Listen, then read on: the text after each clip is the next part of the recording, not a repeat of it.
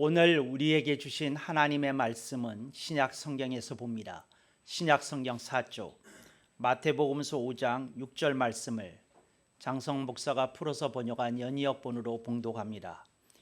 의에 줄이고 목마른 자는 복이 있나니 저희가 배부르고 시원할 것이라. 아멘. 오늘 우리는 성령님 아래 성경 위에 하나님의 말씀을 듣기를 원합니다. 오늘 여러분들이 주목하실 설교 제목은 2020 경자년의 세자 진이 되겠습니다.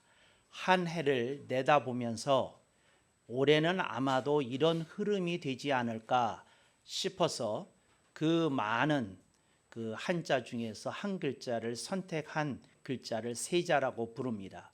세라고 하는 말에는 여러분들이 잘 아시는 대로 그 한 살 먹으면 1세, 또 60살이 되었으면 60세 하는 그런 세입니다.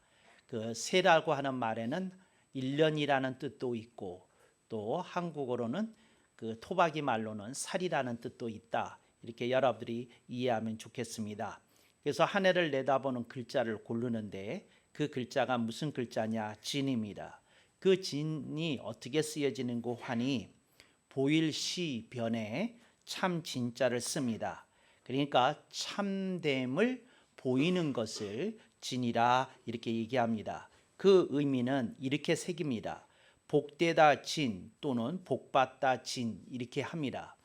그랬더니 어떤 이들은 얼른 이렇게 직감할 것입니다. 그래, 사람들이 제일 좋아하는 게 복이지.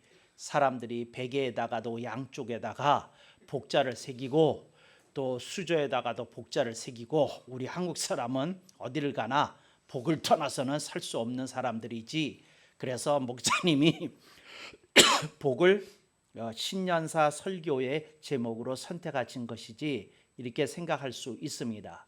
물론 그런 부분이 전혀 없는 것은 아니지만 오늘 제가 좋아하는 이 글자가 2020년 오늘 한국 사회에 그리고 우리나라에 꼭 필요한 글자다. 그런 생각이 들어서 선택되었다 하는 것을 여러분들에게 말씀드리고 싶습니다. 오늘날 한국은 대혼란의 그 경랑기를 지나고 있습니다. 그래서 더 이상 어떤 것이 진실이고 어떤 것이 거짓인지 쉽게 구별이 안 되는 혼란스러운 뉴스의 홍수 시대 속에 여러분이 살고 있습니다. 이쪽 말을 들으면 저쪽은 다 거짓이고 또 저쪽 말을 들으면 이쪽은 다 거짓이고 뭐 이런 양극화 현상 속에 살고 있습니다. 대한민국은 양극화 현상이 여러 군데서 나타납니다. 예를 들자면 이념의 스펙트럼에서 나타납니다. 좌파와 우파가 있습니다. 좌파는 우파를 멸시하고 우파는 좌파를 멸시합니다. 또 교회 내에서도 이런 이념적 갈등이 이제 점차적으로 대두하기 시작하였습니다. 그래서 이쪽 사람은 저쪽 사람을 원수처럼 바라보고 또 저쪽 사람은 이쪽 사람을 원수처럼 바라보는 양극화 현상이 있습니다. 이념적 양극화만 있는 건 아닙니다.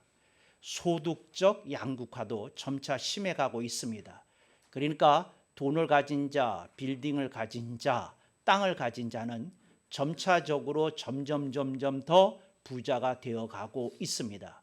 그리고 없는 이들은 해가 갈수록 내 집을 마련한다는 꿈은 영원히 포기해야 되는 그런 사회로 대한민국이 진입하고 있는 것을 보여줍니다.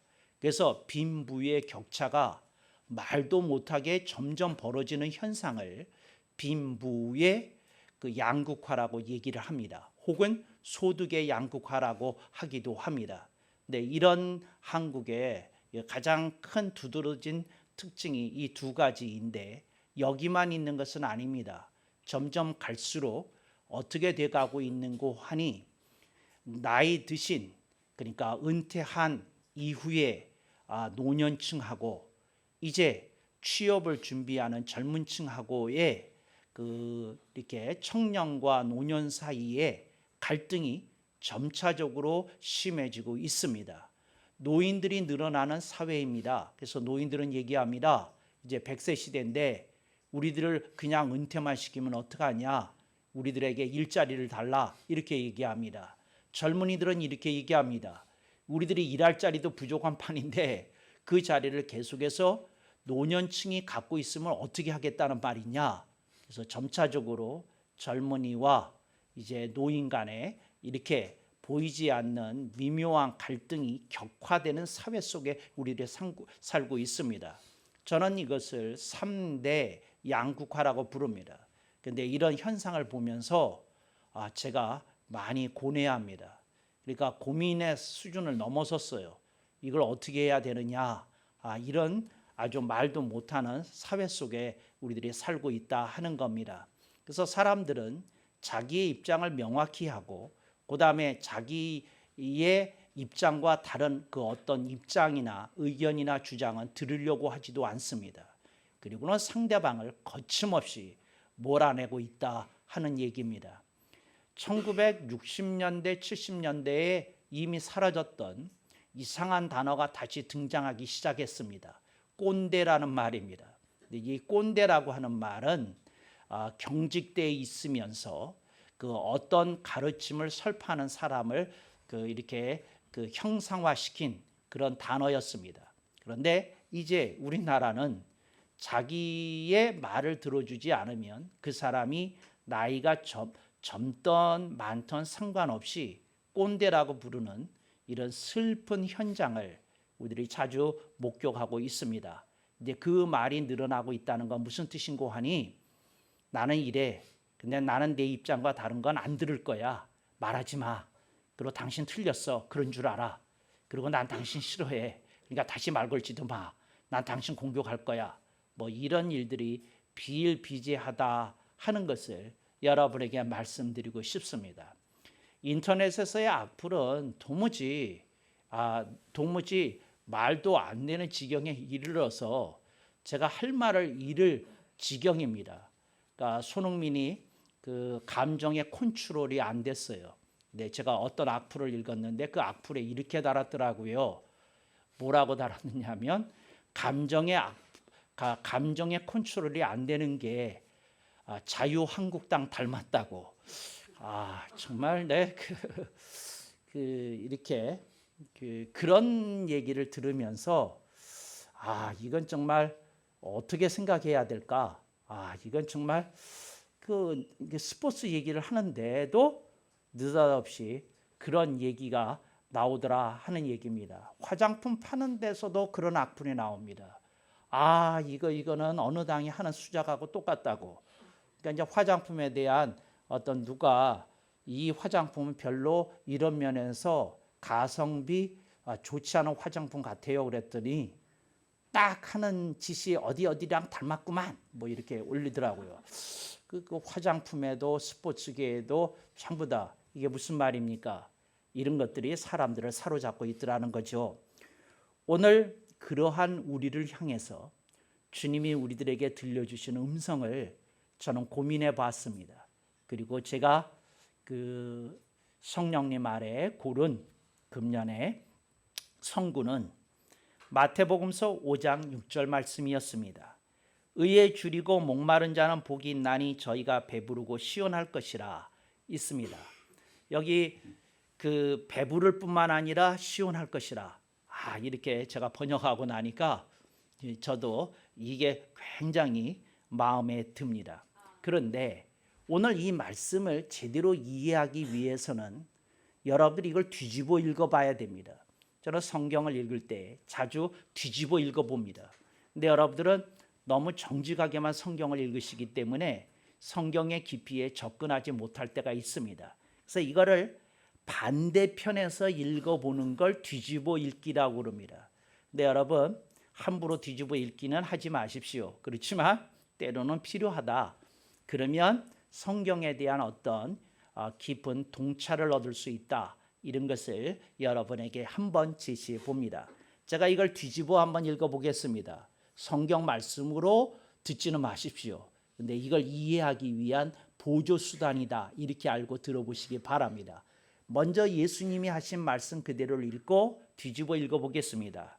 의에 줄이고 목마른 자는 복이 있나니 저희가 배부르고 시원할 것이라. 아멘.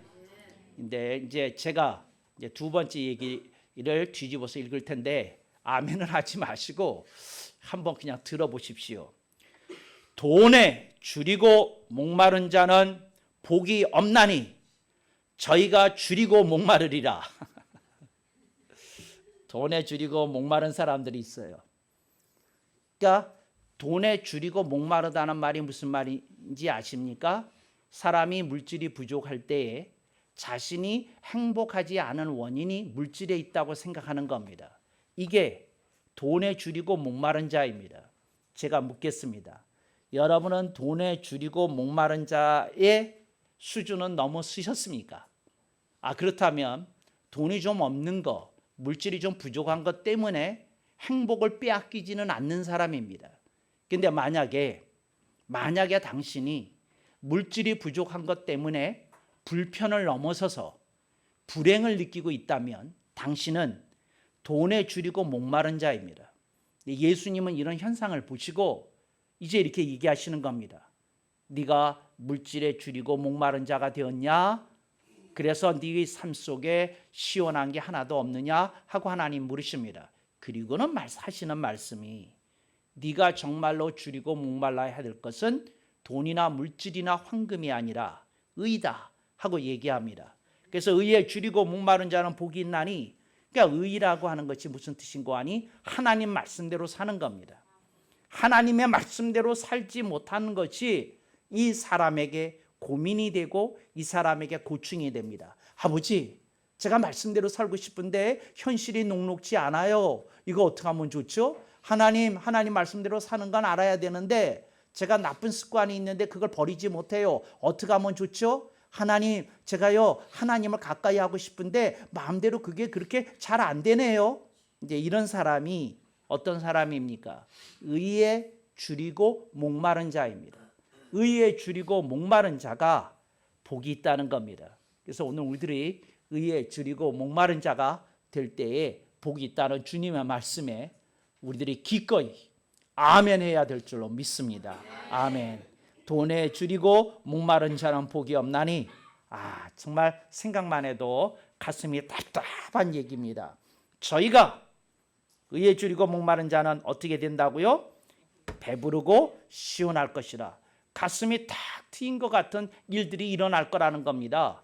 왜? 그런 방향으로 인생을 살고 있기 때문에 주님의 인정을 받는다는 겁니다. 그리고 주님이 기꺼이 그런 사람의 인생에 동행을 자처하신다는 겁니다. 그러니까 오늘 우리들이 인생이 왜 혼자 같으냐? 내가 내 뜻대로 살기 때문에 그렇습니다. 그러나 하나님의 말씀대로 살면 주님이 꼭 필히 동행하심을 저는 믿습니다. 그러니까 여러분들이 삶 속에 외로움이 찾아왔을 때 생각해 보십시오. 내가 의에 줄이고 목마른 자였는지, 그렇지 않으면 내가 돈에 줄이고 목마른 자였는지를 생각해 보실 수 있기를 바랍니다. 대한민국에서 3분의 1 이상의 교회에 목회자들이 생계비 이하의 그 사례비를 받고 목회를 하고 있다고 합니다. 그래서 지금 많은 목회자들이 택시 운전자로서 알바를 합니다. 또 어떤 목사님은 식당에 나가서 서빙도 합니다. 또 어떤 목사님은 노동 현장에 나가서 이제 이렇게 작업을 하기도 합니다. 그래서 이렇게 쫓기면서 물질이 너무 부족해서 자녀 교육비도 부족하고 현실도 녹록지 않으니까 그런 현장에 이렇게 나가게 되고 있습니다. 근데 그러면서 이제 설문조사를 하는 거예요. 그랬더니 생계비를 제대로 못 받고 있는 분들이 한 3분의 1 정도 되는데, 이제 그 다음 질문이 중요한 겁니다. 이것이 당신의 목회에 어떤 영향을 끼칩니까? 하고 묻습니다. 그랬더니 대부분 솔직한 대답이 돌아왔습니다.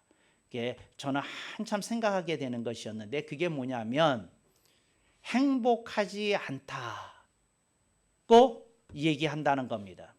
네, 너무 당연한 얘기 아니겠어요? 생계비 이하로 사례비를 받고 있기 때문에 행복하지 않다는 거 너무 당연한 얘기입니다. 그런데 거기서 저는 설문조사를 할 때에 행복하십니까? 행복 안 하십니까? 이렇게만 묻지 말고 또 다른 항목이 하나 추가되었어야 되지 않는가 하고 생각이 되었어요. 생계비 이하로 봤는데 저 행복합니다 하고 말하면 그 사람이 정신 나간 사람이죠. 그게 정상입니까? 근데 생계비 이하의 목회자들한테 당신은 행복하십니까? 묻는 질문 자체가 이게 말이 안 되는 질문이거든요.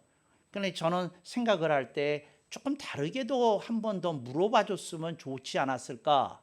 이제 이런 생각이 들었어요. 그런데 무슨 생각이냐면 이런 겁니다.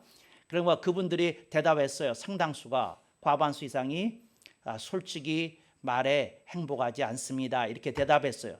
지극히 정상적인 겁니다. 근데 두 번째 질문을 이걸 해봤으면 어떻을까 하는 생각이 들었어요. 그게 뭐냐면 그런데 생계비하로 그 사례비를 받고 목회를 하는데 그런데 보람이 있으십니까? 이걸 물어봤어야지.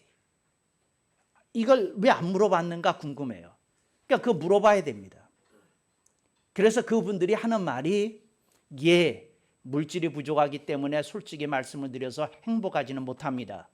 그러나 내가 하나님의 부르심을 받았고 내가 하나님이 맡기신 일을 하고 있고 내게 맡겨주신 작은 양떼지만 돌보면서 느끼는 그 보람은 세상 그 어디에서도 찾을 길이 없는 것입니다 하고 말씀하는 목회자들이 반은 넘지 않았을까? 저는 그렇게 생각을 합니다. 그렇게 생각을 합니다. 그래서 제가 여러분한테 묻습니다. 여러분들이 인생을 살아갈 때에 행복만 가지고 여러분 자신을 보면 안 됩니다. 그거 안 됩니다. 내가 아주 재밌는 얘기를 해줄게요.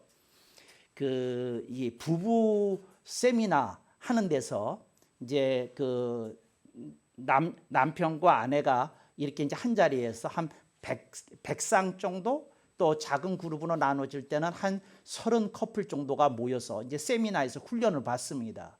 그러고는 이제 이렇게 그 설문을 한다고 그래요. 간단한. 그러니까 종이 한 장, 카드 한 장을 주는 거예요. 그리고 거기에 인쇄에 되어서 나왔어요. 이름도 안 써요. 그런데 뭘 쓰냐면 자기가 체크하는 데다가 동그라미를 치든지 X를 하든지 하는 겁니다. 근데 거기 질문이 뭐냐면 지금 이 사람하고 사시는 게 행복하십니까? 이제 물어보면 짐작하시죠? 75%가 행복하지 않다고 대답을 한답니다. 매번 하는데 그런 걸 매번 하는데 75%가 이 사람하고 사는 게 행복하지 않습니다.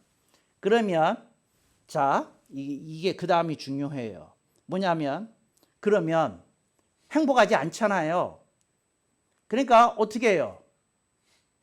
이렇게 상담을 하면 어떻게 되겠어요?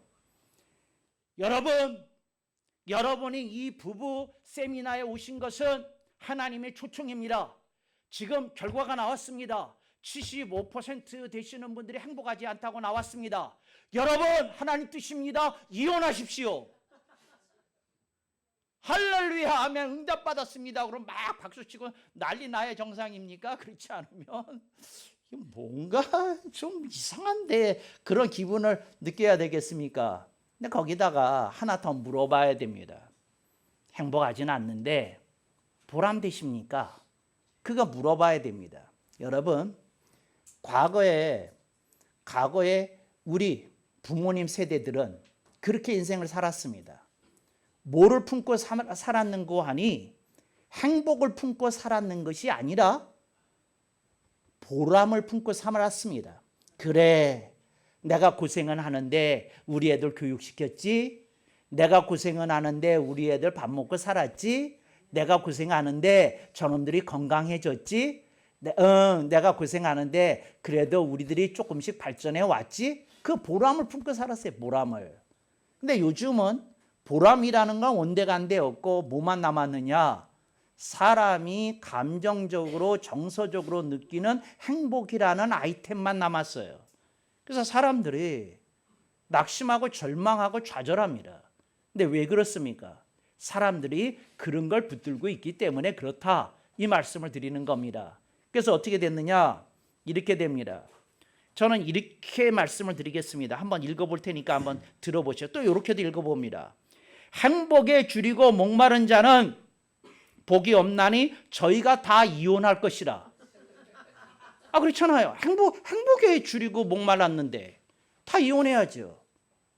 그렇지 않습니까? 이거 뭐 겉으로는 아니지만 속으로 아멘 해야 될 얘기 아닙니까? 그렇게만 따지면. 그런데 주님은 이렇게도 물으시는 거 아닌가? 저는 그렇게 읽어봅니다. 보람에 줄이고 목마른 자는 복이 있나니 저희가 결국에는 잘 될 것이라. 그렇잖아요.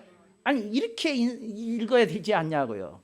이렇게 읽어야 되지 않느냐. 그래요. 지금 우리 교회 교인 중에 하나가 저한테 삐져서 교회를 안 나와요. 안 나오는데 헤어지는 걸 허락해 주지 않는다고. 그런데 저는 그분이 방송 듣는지 모르겠어요. 제가 그분한테 얘기하는 겁니다. 공개적으로. 뭐라고 얘기하는고 하니, 행복만 붙들고 사는 입장에서 당신의 입장은 맞아. 그러나 인생은 행복만 붙들고 살아야 되는 아이템이 아니야. 인생에는 보람이라는 것도 있어요. 보람이라는 것도 있어요. 여러분, 특히 여성 동지 여러분, 우리 알지 않습니까? 이 세상에서 가장 못돼 먹은 사람들이 남자라는 이름의 존재라는 거 알지 않습니까? 정말 그렇잖아요. 우리들이 얼마나 시달리고 억압에 걸치고 그냥 받들어주고 무시당하고 경시당하고 뭐 그런 세월을 많이 참고 지내줬잖아요. 그렇잖아요. 지 혼자 잘난 줄 알고. 그렇지만 우리 여성 동지들이 그 보람이라는 걸 가슴에 품고 이를 악물었기에 다행히 새누리교회 이혼한 가정이 한 가정도 없어요. 얼마나 가슴 뿌듯한 일입니까? 다행입니다. 다행입니다. 아멘 억만번. 그렇잖아요. 그런 생각을 품고 살아야 되지 않아요? 그게 정상 아니겠어요? 보람을 품고 살아야지. 누가 저한테 묻기를 목사님 행복하십니까? 하고 물어보면 제 대답도 어디로 튈지 몰라요. 근데 어디로 튈지 몰라요. 제가 왜 어디로 튈지 모르냐고 얘기를 하냐면 이런 뜻입니다. 그날의 컨디션에 따라 다를 수 있다, 그 얘기입니다. 그렇잖아요. 내 컨디션이 안 좋은 어떤 주간에 딱 걸려서 누가 물어보면 솔직히 대답해 주세요. 거기 써 있는데. 솔직히 행복하지 않다고 얘기할 거예요. 그렇지만 제가 감히 여러분에게 얘기합니다. 저는 여러분하고 목회하면서 한 번도 보람되지 않은 적이 한 번도 없어요. 저는 그게 뿌듯하고 흐뭇해요. 그래서 사는 겁니다. 행복이라는 놈 지나치게 그렇게 의식하지 말아 주셨으면 좋겠어요. 거기에 속지 마시기를 바랍니다. 많은 사람들이 직장에서 인간관계를 힘들어합니다. 그리고 그냥 그 직장을 옮기고 싶어하고 뭐하고 막 그럽니다. 제가 그분들한테 얘기합니다. 우리 톡 까놓고 얘기해서 일이 좋아서 직장 다니는 사람 몇 명이나 되겠어요. 사업하는 CEO 빼놓고는 일 좋아서 다니는 거 아닙니다. 솔직합시다. 돈이 좋아서 다닙니다. 아멘 억만번. 돈이 좋아서 다니지. 내가 돈이 100억이 있으면 내가 왜 그렇게 안이 꺾고 더럽고 치사스럽고 메스꺼운 일을 참고 다니겠어요? 그렇잖아요. 당장 사표 던지지. 그냥 던져요? 그 얼굴 면상에다 던지지. 가져. 그렇잖아요. 근데 왜 참아요? 보람이라는 게 있잖아요. 보람이라는 게. 월말이 되면 입금됐다는 그 SNS가 딱 한 장 뜨잖아요. SMS가 딱 보면 그래 작은 금액이지만 한 달에 보람이 들어왔네. 감사하다. 그래 이걸로 새 힘을 얻고 새 달을 살아가야 되겠지. 우리가 그렇게 추스리지 않습니까? 그게 인생입니다. 보람이라는 것이 있더라, 그런 얘기입니다. 그런데 오늘 본문에 조금 더 집중하십시다. 주님은 이렇게 얘기하신 겁니다. 네가 인생의 진정한 보람을 원하느냐? 배부르고 시원한 인생을 원하느냐? 그렇다면 의로운 인생으로 방향을 잡아라. 키를 그리로 돌려라. 그렇게 얘기하는 겁니다. 배의 운전대를 키라고 부릅니다. 그 키를 그리로 돌려라 하고 얘기합니다. 그게 뭔고 하니? 의입니다. 의가 뭔고하니 하나님 말씀대로 사는 겁니다. 아니 조금 고치겠습니다. 의가 뭐냐고 누가 저한테 물어보면 하나님의 말씀대로 해보는 겁니다. 그렇게 살아보는 겁니다. 그냥 믿음 부족하지만 한번 해보는 겁니다. 그랬더니 하나님의 역사가 우리의 가정에, 우리의 직장에 어떤 변화와 축복으로 결말이 지어지는지를 주님은 얘기하십니다. 네가 배부르게 될 것이다. 네 가슴이 시원하게 될 것이다. 그 약속을 해주더라는 거죠. 이걸 우리들이 붙들어야 되는 겁니다. 여러분들이 뭘 붙들어야 되겠어요? 여러분 그걸 붙들어야 되겠습니까? 붙들어야 되는 게 아닙니다. 붙들어야 되는 게 아니다. 그걸 여러분들이 꼭 기억하실 수 있기를 바랍니다. 우리 교회 몇 사람이 저한테 야단을 맞았어요. 누가 막 하소연을 해요. 부부관계가 힘들다고. 근데 격하게 공감했어요. 그래서 제가 격하게 공감한 것에 막 뭐라고 그랬어요. 근데 그 중에 어떤 이는 아직 저한테 좀 꾸지람 아직 안 들은 이가 있어요. 근데 거기 특수한 상황이 있어서 내가 아직 야단을 안 쳤는데 이따 야단 칠 거예요. 그런데 그분 아마 가슴이 조마조마할 거예요. 하여튼 그런데 왜 격하게 공감하는데 내가 제동을 거느냐 하면 이렇습니다. 여러분, 우리가 현재만 보고 현상만 보면 모든 가정은 깨져야 됩니다. 우리가 현재만 보고 현상만 보면 모든 사람은 직장에서 사표내야 됩니다. 그리고 우리가 현재와 현상만 보면 대한민국에 있는 제대로 눈뜬 사람은 다 이민 가야 됩니다. 이게 제대로 된 나라가 아니에요. 그렇지만 우리는 무엇을 품는고 하니 과거에 우리의 선대들이 보여줬던 교훈을 믿습니다. 저들이 노력했더니 대한민국의 근대화가 이루어졌어요. 저들의 희생 후에 대한민국의 민주화가 이루어졌어요. 이제 저들의 피와 땀과 눈물 위에 위대하고 자랑스러운 대한민국이 섰어요. 우리가 포기할 수 없는 나라예요. 우리가 포기할 수 없는 비전, 국가적인 비전이 있어요. 우리는 근대화와 민주화에 만족하지 않고 선진화와 통일화를 꼭 이루어야 되는 줄로 믿습니다. 우리가 그리로 가야 돼요. 우리 혹시 이민 가고 싶은 생각이 자꾸 들으시는 분 계시면 가지 마세요. 호주는요 산불이 많아요. 미국은요 기후가 좋다 그러면 지진 아니면 허리케인이 엄습해요. 그러지 않으면 너무 추워서 살 수가 없어요. 그러지 않으면 인종 갈등이 있어요. 그러지 않으면 총격 사건이 심심하면 일어나요.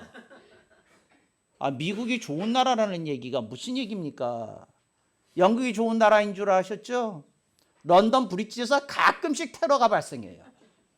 여러분 어디 가도 안전하고 정말 모든 걸 완벽히 보장해 주는 나라 없습니다.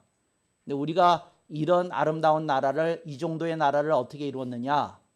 보람을 품고 견뎌내신 분들이 있었기에 이루어진 거다. 그 얘기를 하는 겁니다. 여러분들이 그런 허상에 속지 마세요. 미래를 향해서 나가야 되는 거구나. 그런 거구나. 그러자는 거죠. 그래서 저는 이 말씀을 보면서 굉장히 마음이 흐뭇해요. 그래. 하나님의 말씀대로 살고자 한번 해보겠다는 것에 줄이고 목마른 자는 왜 줄이고 목마를까요? 그렇게 살기가 쉽지 않기 때문에 줄이고 목마릅니다. 그렇지만 하나님이 약속하십니다. 네 인생의 보람을 내가 거두게 할 것이다. 저희가 한 사람도 빠짐없이, 원문에 그런 말 없지만 제가 넣어봅니다. 배부르고 시원할 것이라. 할렐루야. 그렇게 될 것이다. 분명히 믿습니다. 그렇게 살아야 되지 않겠어요? 그렇게 일어나야 되지 않겠어요? 그래서 여러분들이 조심하십시오. 어떤 이하고 대화를 하거나 상담을 하거나 뭐 할 때 조심하십시오. 현상과 현재에만 주목하시면 안 됩니다. 뭘 봐야 되느냐? 하나님의 약속과 비전을 품어야 됩니다. 그리고 그리로 향해 나가야 되는 겁니다. 무슨 소리냐? 하나님이 나와 함께 하시는데 내가 이 상황을 변하게 하리라. 하나님이 역사가 일어나게 될 줄로 믿습니다. 이런 얘기가 있어요. 어떤 그 선사에게, 아주 고명한 선사에게 어떤 일본의 사무라이가 찾아왔어요. 그래서 물었어요. 뭐라고 물었냐면, 선사님, 지옥이라는 건 있는 겁니까? 하고 물었어요. 저는 없다고 생각합니다. 그랬어요. 그랬더니 그 선사가 벌떡 일어나서 이 사람한테 아무 말도 안 하고 뺨때가를 양쪽으로 오른쪽 왼쪽을 때렸어요. 아무 말도 없이 세게 넘어질 정도로 탕 때리고 그러고서 쓰러뜨렸어요. 이 사무라이가 핏대가 오르겠습니까? 그렇지 않으면 침착했겠습니까? 검을 뽑아가지고 목에다 겨누고, 이게 무슨 짓이요? 당신이 사무라이에게 치욕을 안겨줬으니 내가 당신의 목을 베겠소. 그 순간 선사가 말합니다. 이게 지옥이요. 지옥이 없다고 하지 않았어. 이게 지옥이요. 무슨 얘기인지 이해되십니까? 그러니까 무슨 말이냐면, 여러분의 감정에 따라 여러분의 인생에 지옥이 만들어지기도 하고 아니고 그래요. 이분이 정신이 버떡 들었어요. 정신이 버떡이 들었어요. 버떡이 들었어요. 그래가지고 검을 탁 거두고는, 아이고 죄송합니다. 제가 고명하신 선사님의 이런 수준을 제가 익히 알고 있었는데 깜빡하고 건방지고 무리한 행동을 범한 걸 용서해 주시기 바랍니다. 그러고 그냥 그 두 손을 짚고 무릎을 꿇고 큰 절을 올렸어요. 그랬더니 선사가 이렇게 말했답니다. 이게 천당이요. 이랬답니다.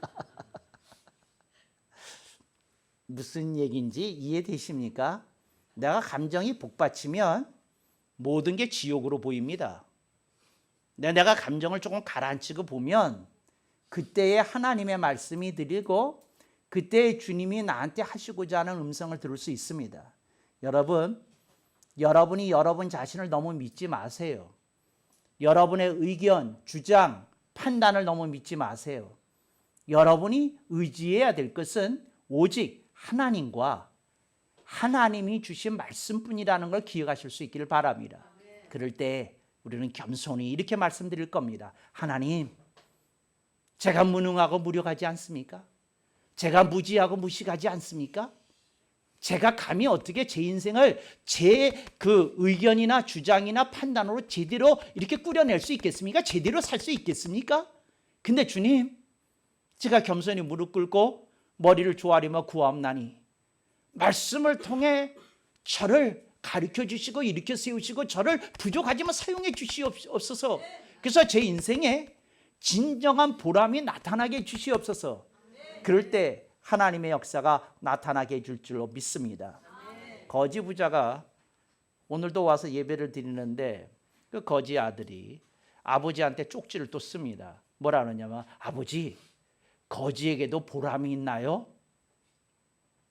거지 아버지의 정말 그 50평생을 거지로 살았 거지 아버지의 거지 경륜이 나옵니다.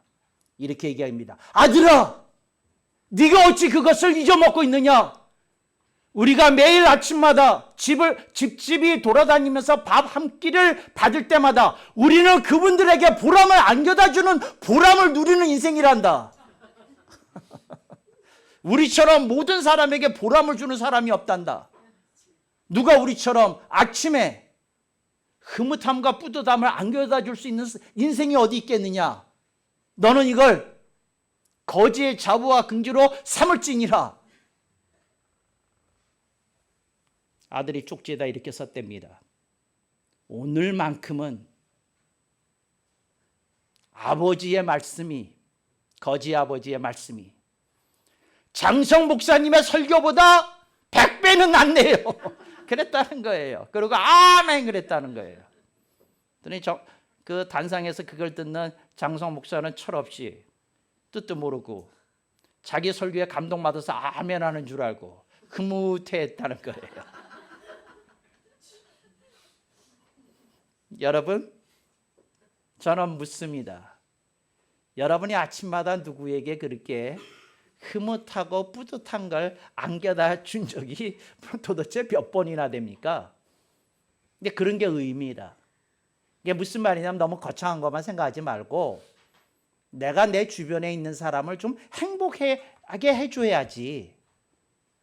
내가 내 가족에게 인생의 어떤 생기와 활력을 불어라 넣어줘야지. 내가 내 직장에 있는 사람들에게 따뜻함과 인생의 온기를 느끼게 해줘야지. 뭐 그런 걸 품고 여러분이 산다면 하나님이 인정해 주시는 인생의 보람이 여러분에게 너무 많지 않겠어요? 그렇습니다. 요즘 치킨집마다 비상입니다. 근데 이 전국적으로 이 현상이 일어나고 있는데 진상 고객들이 있어요. 근데 그 진상 고객들이 어떻게 하느냐면 그 치킨을 시켰잖아요.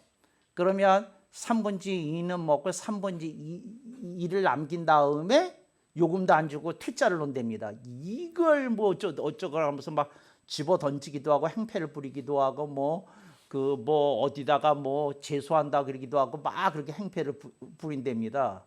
근데 하루에 이런 건이 한 건만 있어도 기분이 나쁠 텐데 서너 건이 겹치는 날이 있거든요. 그러면 그냥 끝간데 모르게 분노가 생기게 됩니다. 그리고 피해의식이 쌓이게 되고. 그래서 이거 치킨집, 우리 교회도 치킨집 하는 분들이 있는데 이 치킨집 하는 분들이 참 스트레스 심합니다. 이제 일이잖아요. 그러니까 막 올라오잖아요. 그때 여러분들이 기억해야 될 것이 있습니다. 내가 언제 진상 고객을 보고 장사했나? 단골 고객을 보고 장사했지. 거기다 어디에 벽에다 하나 써놓으셔야 됩니다. 써놓으셔야 돼요. 여러분들이 진상 고객만 생각하면요. 당장 때리쳐야 됩니다. 근데 단골이 있잖아요. 우리 치킨집이 그렇게 맛있다고 다른 데도 많은데 꼭 찾아주는 사람들 있잖아요. 그것도 보고 살아야지. 치킨집에서 왜 아멘이 없을까요? 여러분들이 제가 무슨 말 하는지 아시겠어요? 그게 뭐냐면 인생의 나쁜 것과 어두운 걸 보고자 하고 해도 끝이 없어요.